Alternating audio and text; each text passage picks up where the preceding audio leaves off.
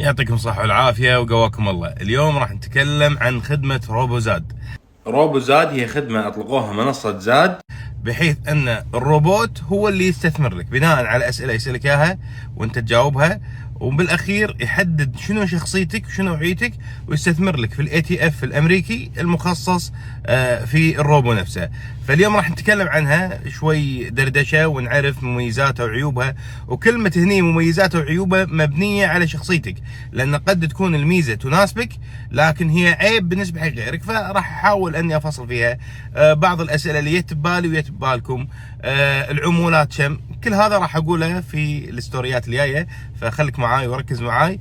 بس إن شاء الله أن هي الخدمة وايد ممتازة ووايد زينة وراح تفيد وايد ناس، خصوصا اللي ما يعرف يستثمر. فركز معاي بهالستوريات الجاية.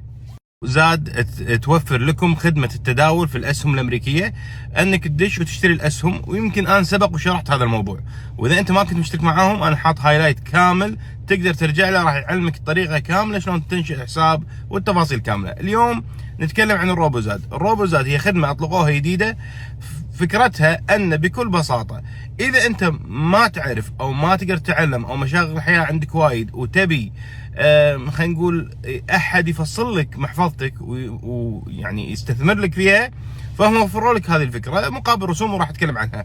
الفكره كالتالي، ان في رجل آلي، حلوه كلمه رجل آلي لانه هو اسمه روبو او روبوت، يعني يمكن بالمسمى العربي رجل آلي، فرجل آلي روبوت روبوزاد مسمينه. الروبوزاد هذا آلي راح يسألك عده اسئله، ومن خلال الاسئله واجوبتك هني راح يحدد لك شكل المحفظة اللي تناسبك بناء على 5 محافظ تقريبا عنده، فراح يحدد شكل المحفظة اللي تناسبك. اما انك انت شخص متحفظ، او ان انت شخص تطلب النمو وتبي تغامر، او انت وايد تدور النمو، كل هذا راح يحفظ، كل هذا راح يحدد لك اياه، وبناء عليه راح يقول لك انت هذه المحفظة اللي تناسبك. وانت الفلوس لما تحطها في المحفظه هو راح يستثمر لك بناء على التقسيمه اللي هو حط لك اياها، مثل ما حطيت لكم تو بالفيديو وراح احط لكم بالصوره الان.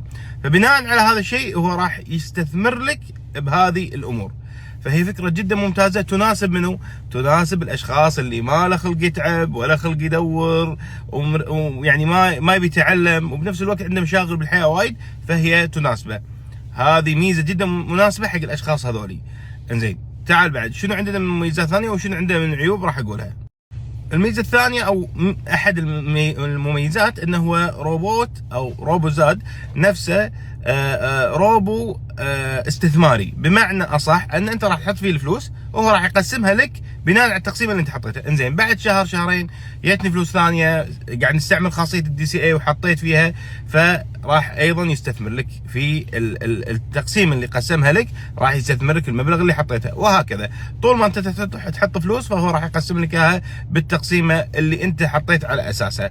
وهذه المميزات. انزين، ما نبي نقول عيوب، لكن خلينا نقول هو موجه لمنو عشان تعرف انت هل تناسبك ولا لا، فهو موجه لمنو. او قد يكون عندك محفظه في روبوزاد ومحفظه في منصه ثانيه، فهو اولا مفصول عن التداول، فالتداول نفسه زاد يوفر لك خدمه التداول ويوفر لك روبوزاد، فهذا غير عن هذا، فلوس هذا غير عن فلوس هذا، فتقدر تسوي لك خلينا نقول محفظتين، واحده تداول انت قاعد تشتري الاسهم، والثانيه روبوزاد وهو يستثمر لك. النقطة اللي بعدها وهو موجه حق الأسهم الأمريكية، فهو راح يشتري لك ويستثمر لك. لحد الآن قد تكون عندهم خطة من المستقبل، لكن لحد الآن هو راح يستثمر لك في الأسهم الأمريكية. وطبعا فكرة الروبو نفسه مو أنه يستثمر لك في الأسهم، ما راح يروح ينقي لك سهم أبل مثلا أو سهم تسلا أو غيره، لا، هو راح يستثمر لك في صناديق الاي تي اف الشرعية وفقا لهيئة الإفتاء مالته، فهو راح يستثمر لك في صناديق الاي تي اف الشرعية. فمثلا راح يشتري لك في صندوق الصكوك، في صندوق الاسهم، في صندوق العقار، فهو راح يشتري لك في الصناديق هذه الاي تي اف. وطبعا احنا عارفين تكلمنا من قبل شلون ان الصناديق هذه فكرتها توزيع المخاطر وتقليل المخاطر، فهي ايضا جدا مهمه وممتازه في تقليل المخاطر. هو راح يستثمر لك في الصناديق هذه بناء قلنا على الخطه اللي رسمها لك، ف راح يحدد انت تستثمر في الذهب اكثر ولا في الاسهم بناء على خطتك. طبعا كل الشروط تقريبا اللي كانت تنطبق على خدمه التداول عندهم، وهي انك تمتلك السهم و مطبقه هني. زين، الرسوم عندهم الروبو نفسه رسومه 1% سنويا على المحفظه، يعني كم قيمه محفظتك وهو ياخذ لك 1% مهما دخل لك من ارباح. دخل لك 20% 30% خسرك، ما له شغل، هذا بناء على سوق البورصه والاسهم. لكن مهما سوالك من انجازات هو ياخذ 1% على قيمه المحفظه. ممتاز. انزين، في عندنا رسوم ثانيه، ولكن الرسوم الثانيه تعتبر خردة بالمعنى الاصح، وهي رسوم الصناديق الاي تي اف. الصناديق هذه الاي تي اف اللي هو استثمر فيها، في عليها رسوم جدا بسيطه، قد تكون 0.01 0.05 او 0.4 هكذا. طبعا كل صندوق يختلف عن الثاني، فهو الرسوم هذه تختلف عن نسبه روبو زاد. فلذلك هي جدا مناسبه حق اذا انت ما تعرفت انك معطي فلوسك حق واحد قاعد ياخذ عليك 1%، لكن قاعد يستثمر لك. وايد ممتازه. قبل ما اقول مبارك تنصح فيها ولا ما تنصح فيها، خلني اقول لك شيء ثاني، شيء اساسي يعني قبل ما تبلش.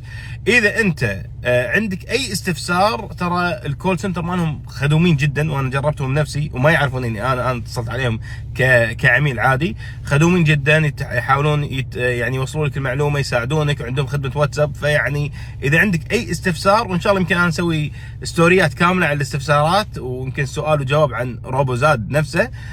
لكن حاليا اذا عندك اي استفسارات راح يفيدونك خدمه الكول سنتر مالتهم، سواء بالاتصال او بالشات او حتى بالواتساب.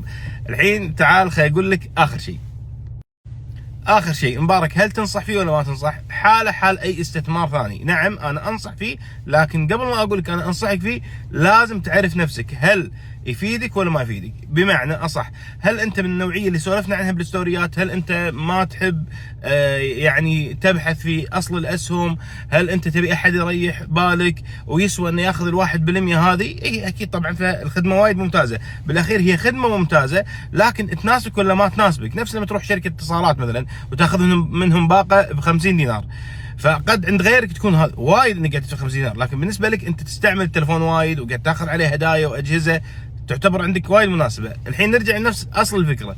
الفكره وايد ممتازه، وايد راح تخدم الناس، لكن هل انت من المحبين في الاستثمار في السوق الامريكي؟ راح تناسبك. هل انت ما تعرف تدور ولا تبي تدور مثلا؟ راح تناسبك.